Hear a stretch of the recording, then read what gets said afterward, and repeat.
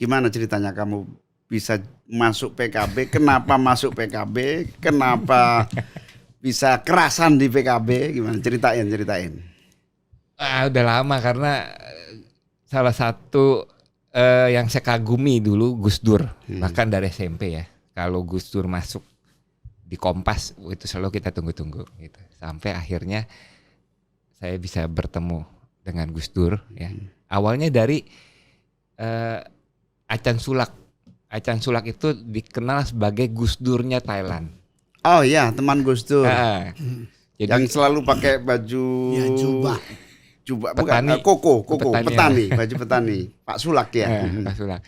Jadi tahu-tahu saya belum kenal Achan Sulak, tapi karena Achan Sulak kritis kan dianggap seperti Gus Dur pas mau berkunjung. Achan Sulak itu suhu di sana atau? Enggak, tetapi Bapak Demokrasi sono. Gitu. Tetapi mungkin bukan kayak lebih kayak Cak Nun. Kalau Gus Dur kan kiai ya. Cak Nun kan bukan kiai. Achan Sulak itu bukan tokoh agama bukan ya? Bukan. Dia tokoh demokrasi dia di sana. Terus gimana? Dia sebagai teman Gus Dur? Enggak, mau ke Indonesia saya disuruh jemput. Tapi pas di bandara nggak ketemu. Tahu-tahu Gus Dur hebat bisa telepon ke rumah saya. Daniel, ini guru kamu kok malah ke rumah saya, dia bilang. Nah akhirnya disitulah saya ketemu Gus Dur pertama kali. Dan sampai akhirnya pas Gus Dur jadi presiden, tahu-tahu Gus Dur bisa telepon ngundang saya makan pagi, breakfast. Wah, suatu kebanggaan, bukan siapa-siapa. Ya di situ Gus Dur bilang, dan lu suatu saat kamu harus bantu besarkan PKB. Gitu. Karena apa? Penjelasan Gus Dur, meskipun saya waktu itu nggak ngerti ya. Dia bilang Islam Indonesia itu selama NU besar nggak usah khawatir. Tetapi yang kita khawatirkan adalah waktu ngomong itu kamu nggak paham? Nggak paham. Ngomong Wahabi. Dia bilang dana dari Timur Tengah itu sangat besar, termasuk sampai ke Papua. Ya. Kalau suatu saat Wahabi besar itu bahaya. Karena itulah PKB bukan hanya perlu disupport oleh NU, tetapi juga oleh kekuatan yang lain. Tapi itu benar. Jadi keluarga besar NU kita semua pesantren ini respon terhadap berbagai perkembangan itu benar-benar tumbuh.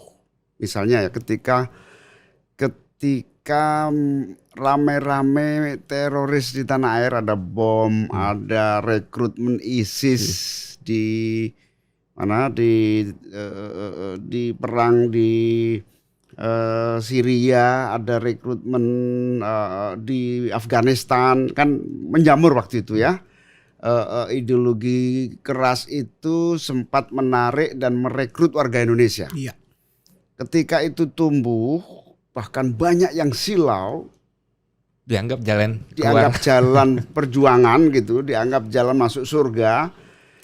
Itu seluruh pesantren, seluruh kegiatan pengajian, seluruh kegiatan keagamaan itu kiai-kiai itu spontan pidatonya mengklarifikasi bahwa cara itu salah, bahwa cara radikal tanpa diperintah oleh pemerintah, tidak pernah disuruh oleh pihak keamanan, polisi, TNI untuk melakukan itu. Mereka spontan. Bahkan di acara-acara hall ya, acara-acara hall itu kegiatan memperingati ulama-ulama yang meninggal dan berbagai kegiatan pengajian, itu ceramahnya mempertegas dan memperjelas agama Islam yang benar, bukan seperti yang direkrut. Supaya apa? Supaya rakyat dan masyarakat tidak terhipnotis untuk ikut rekrut. Dan itu ternyata efektif. Hanya dalam waktu 3 tahunan itu masyarakat umat Islam sudah mulai tidak lagi tertarik. Tinggal sisa-sisa sedikit yang sampai sekarang masih ada terdampar di Yordan, perbatasan Yordania dan Syria itu masih ada. Tapi jumlah itu kemudian stop gara-gara bagaimana sosialisasi penyadaran itu tumbuh. Jadi Gus Dur benar. Selagi ada NU, selagi ada PKB, selagi ada ajaran-ajaran pesantren, saya yakin apa yang menjadi kekhawatiran perpecahan antar agama ini tidak akan terjadi. Itu kayak natural ya sudah. Natural udah kehendak alam gitu. Sudah alam luar biasa, Indonesia ini memang luar biasa.